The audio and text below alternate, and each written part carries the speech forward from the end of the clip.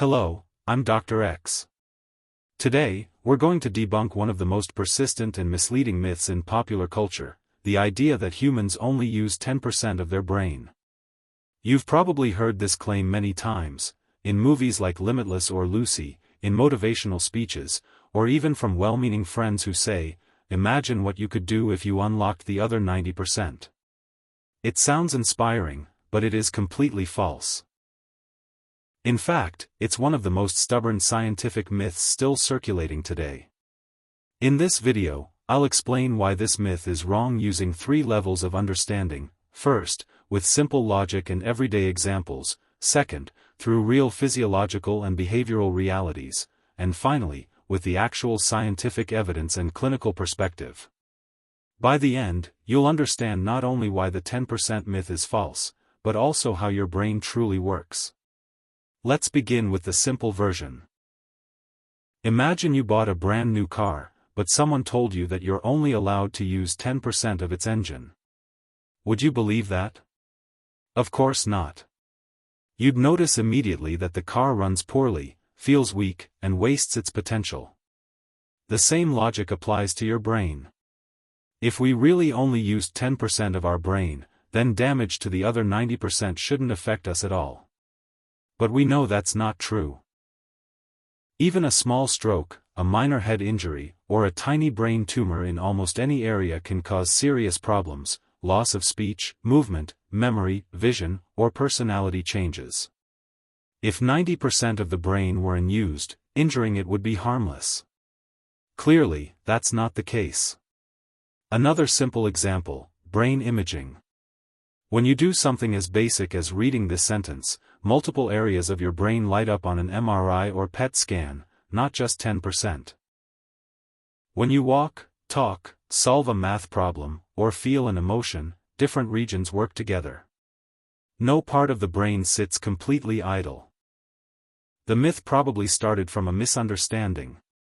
In the early 20th century, some psychologists said we only use a small percentage of our brain's potential.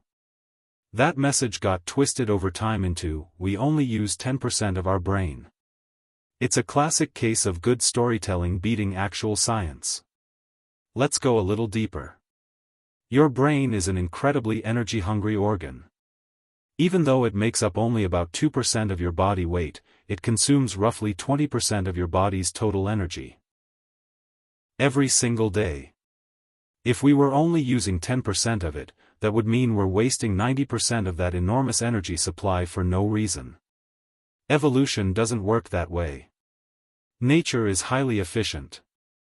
It would never maintain such a costly, unused organ for millions of years. Physiologically, every part of the brain has a known function. The frontal lobes handle planning and decision-making, the temporal lobes process memory and language, the occipital lobe handles vision, the cerebellum coordinates movement, and the brainstem keeps you breathing and your heart beating. Even during sleep, large areas remain active for memory consolidation, emotional processing, and body repair. From a behavioral standpoint, people who suffer brain injuries or undergo brain surgery quickly discover that different regions control very specific abilities. If someone loses a small part of their brain due to trauma, they don't suddenly gain superpowers from the unused 90%, they often lose important functions. This proves that we are already using virtually all of our brain, just not all of it at the exact same moment. Now, let's look at the hard science. Modern neuroscience has completely disproven the 10% myth through multiple methods. First, brain imaging technology, functional MRI, fMRI, PET scans, and EEG show that even simple tasks activate widespread networks across the brain. Over the course of a normal day, we use virtually every part of the brain. Second, neurological damage studies. Decades of clinical data from stroke patients, traumatic brain injury cases, and epilepsy surgery show that damage to almost any brain region causes measurable deficits. If 90% were unused, this would not happen. Third, cellular-level evidence. At the microscopic level, neurons and glial cells are highly active. The brain contains about 86 billion neurons, and they are constantly communicating through trillions of synapses. No large unused areas exist. Fourth, evolutionary biology. The human brain is metabolically expensive.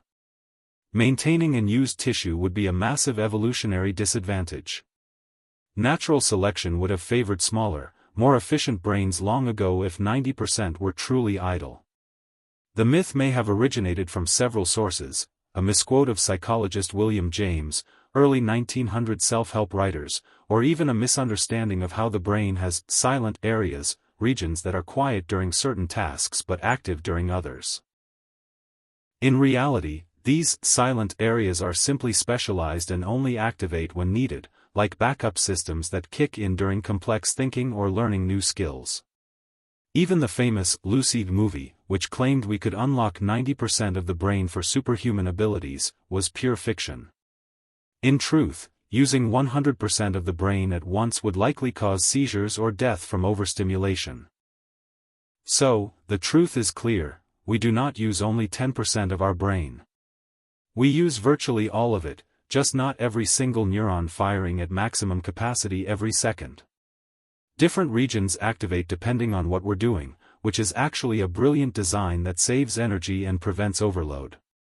The real question we should ask is not, how do I unlock the other 90%, but rather, how do I use my entire brain more effectively? That answer lies in lifelong learning, quality sleep, regular exercise, good nutrition, stress management, and staying mentally active. If you want to get the most out of your brain, focus on these proven strategies instead of chasing myths. Challenge yourself with new skills, read regularly, exercise, sleep well, and maintain strong social connections.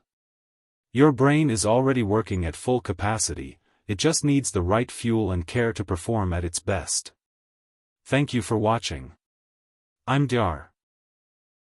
X. If this myth has ever confused you or if you have questions about how to keep your brain healthy, please leave them in the comments below. Remember, you're already using far more than 10% of your incredible brain, now let's make the most of it. Stay curious, stay healthy, and I'll see you in the next video.